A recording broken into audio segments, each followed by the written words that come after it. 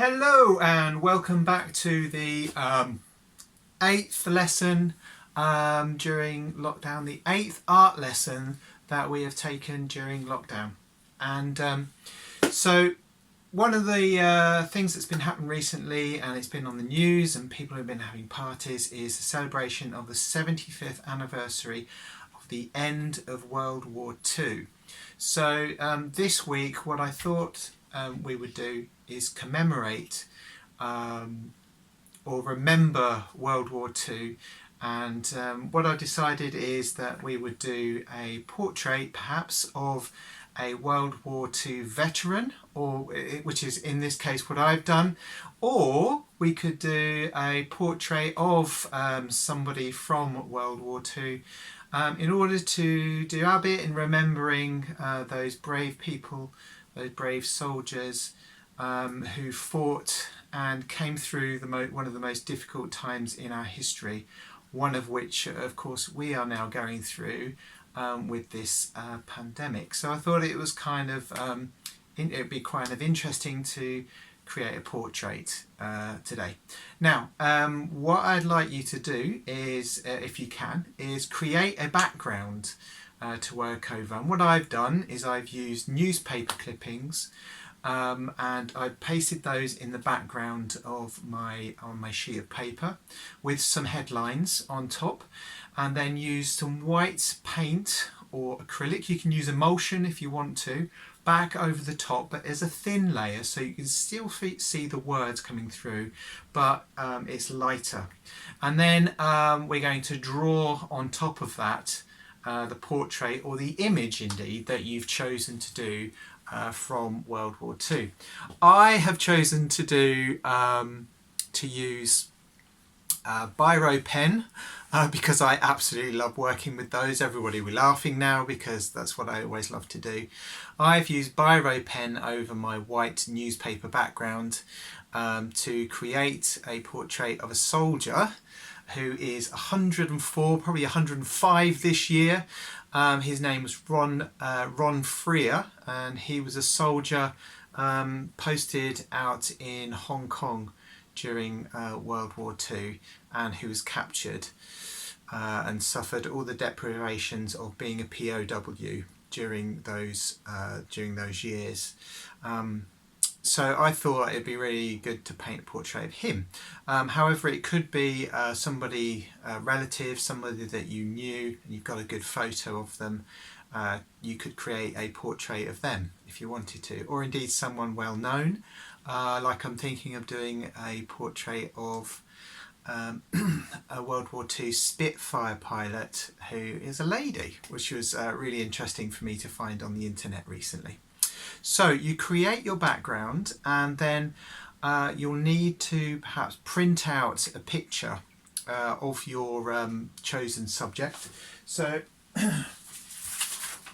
here was my original photograph of Ron, and then I took this portrait of him close up so that I could do that on my piece of work. And I've used carbon paper to transfer the basic outlines straight onto the piece of paper, because what I want you to do is have fun experimenting with shading with a pen, or if you want to, you could try inks again, something like that.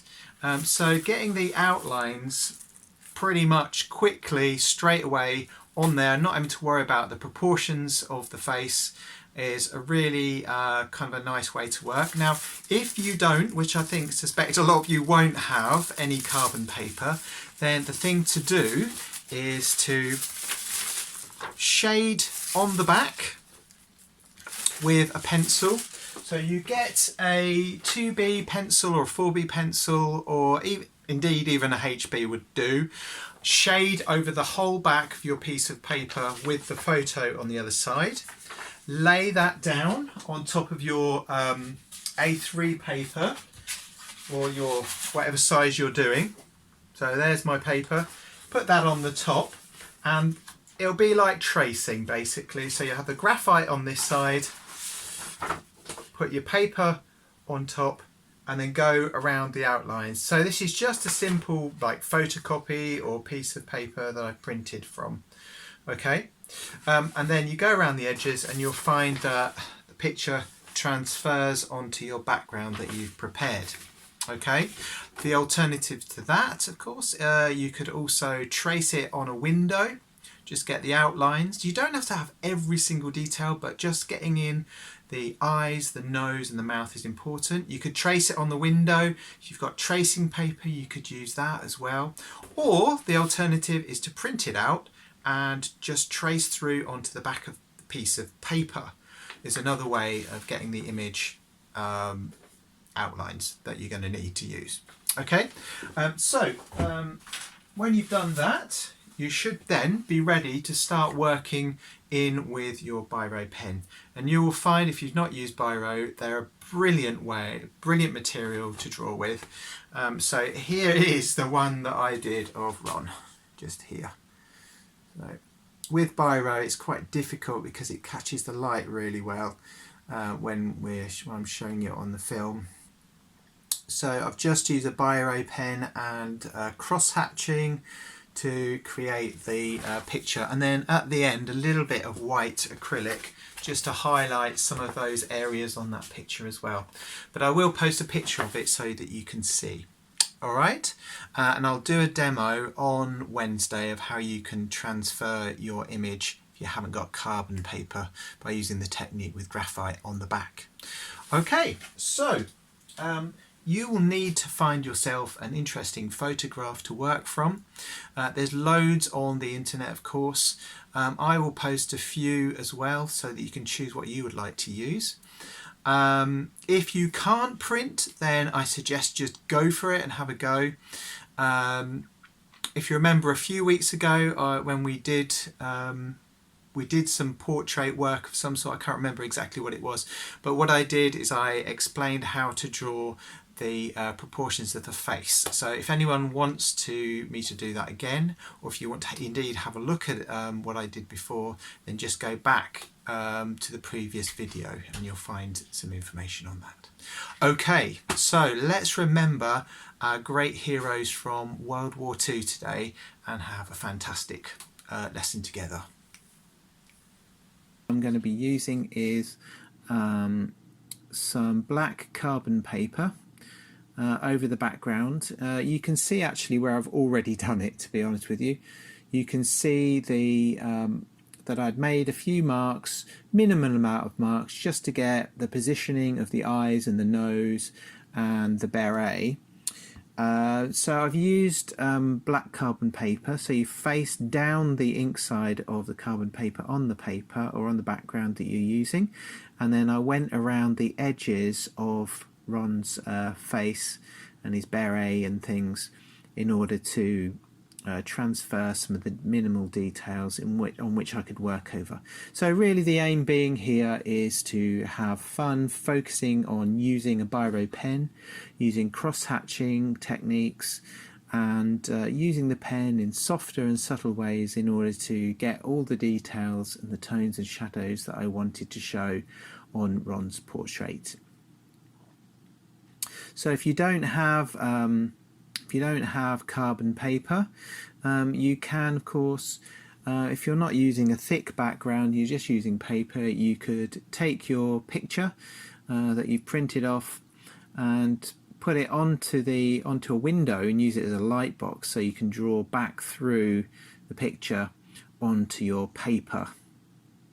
Or you could use tracing paper to transfer your image, making sure you don't do it in reverse, so it makes it difficult to draw.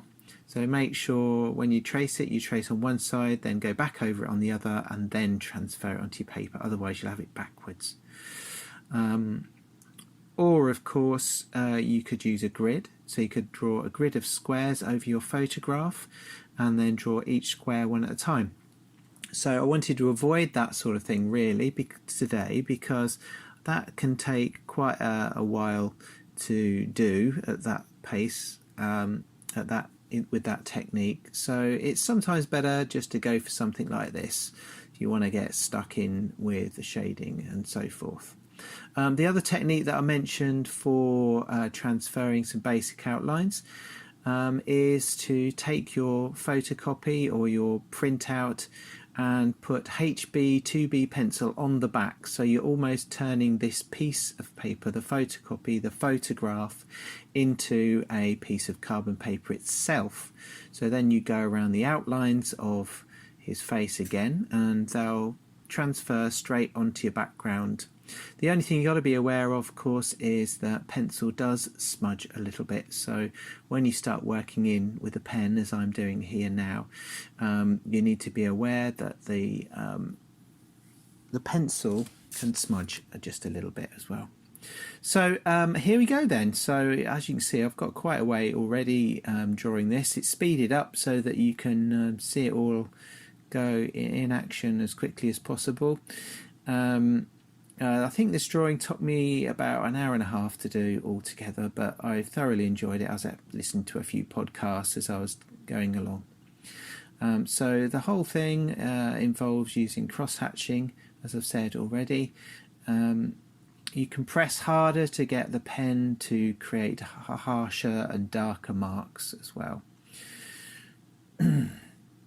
So this veteran is Ron Freer, and he was a soldier who signed up to the army in 1931 and found himself out stationed in Hong Kong. But then, of course, the Japanese invaded. He was actually at a place called Stanley at the time, and the Japanese came, and after 18 days of fierce fighting and some narrow misses, after he was asked to move away from a 9-inch gun,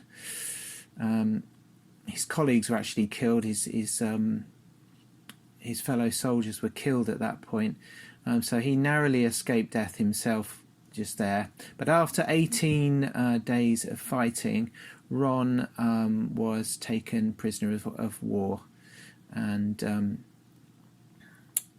he was a prisoner of war for the next 4 years.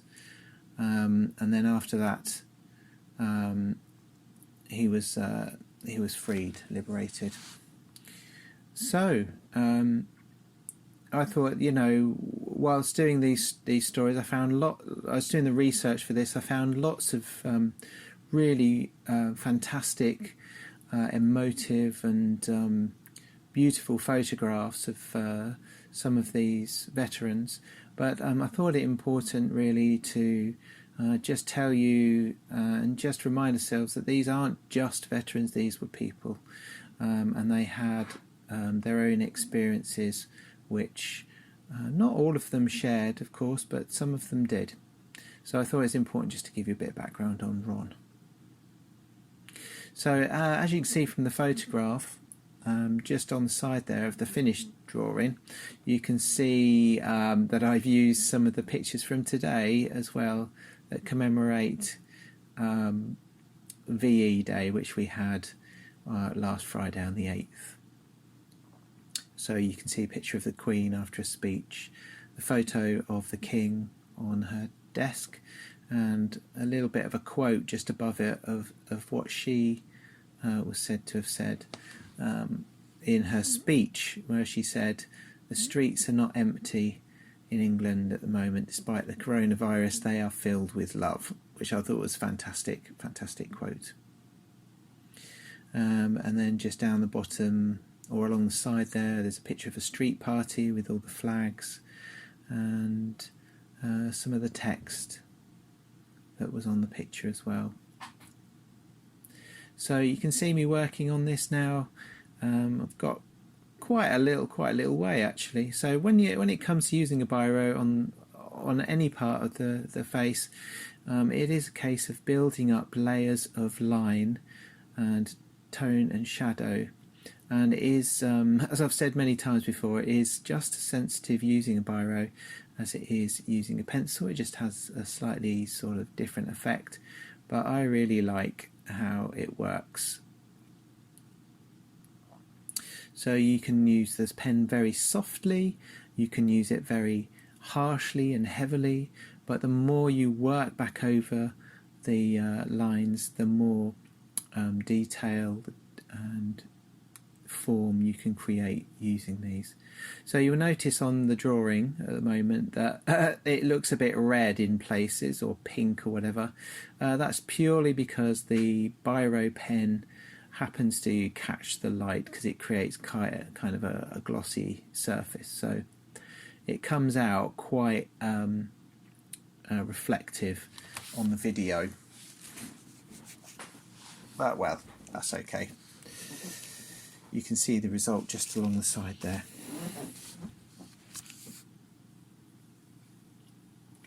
So for this week's work, you might choose to do somebody that you know, or a relative that was who was involved in any way during the Second World War. It doesn't have to be a veteran. It could be somebody who you know who was around at the time.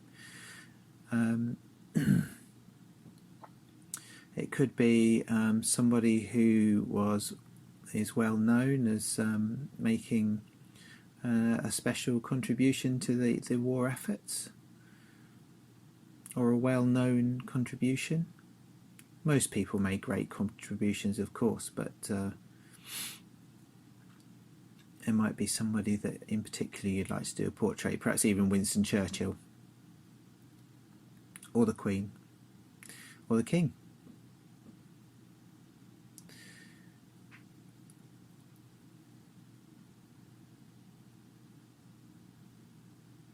So one of the reasons I chose this particular photo as well is the photo is well taken. We've got a nice, good amount of tone and shadow to suggest the light falling on the side of the face and the shadow on the other,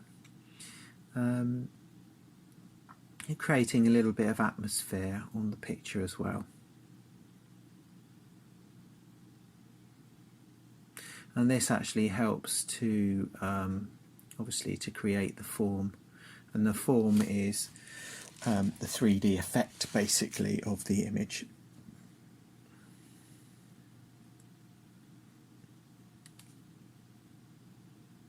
The thing that I do a little bit later on in this as well, I don't think that's too far off, when I've got most of the picture drawn, what I do is I use just a touch of white paint, white acrylic paint.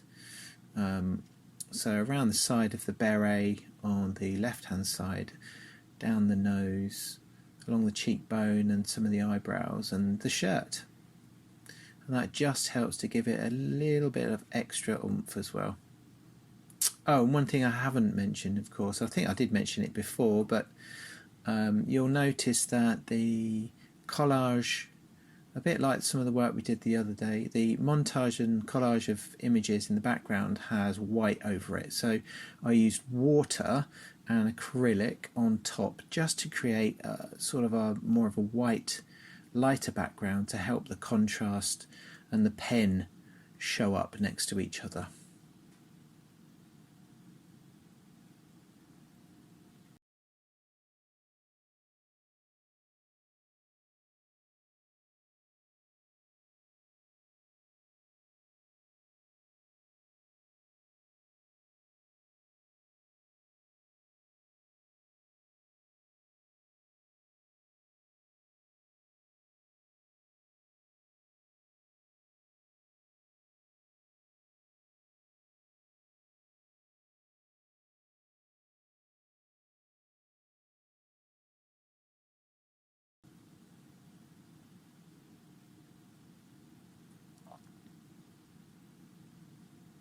So you can see the lines overlapping each other as I work here is quite nice to see. So you can see me going backwards and forwards, different directions to build up that tone and shadow. Just putting in a bit of the old collar on the side there as well, or the lapel. And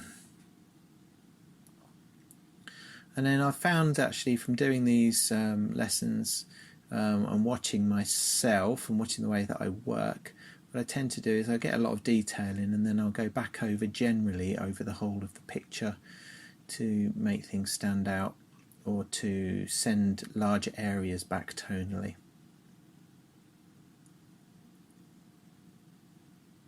So if you don't want to use Biro, you can always use some pencils as well.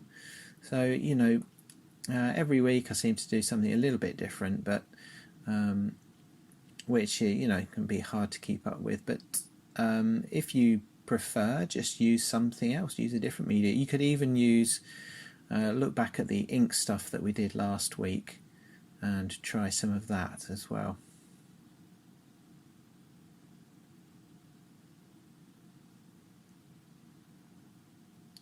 So you can see how that white adds a little bit of contrast, just enough to bring Ron out of the background as well. There we go. There we go. So I've started adding in just a few little highlights, and it really does bring things out a little bit more. Doing a few highlights on the reflective badge as well, and I think I forget to change the angle of the camera just at this point, because I was also putting some highlights just on the side there near the Queen's head.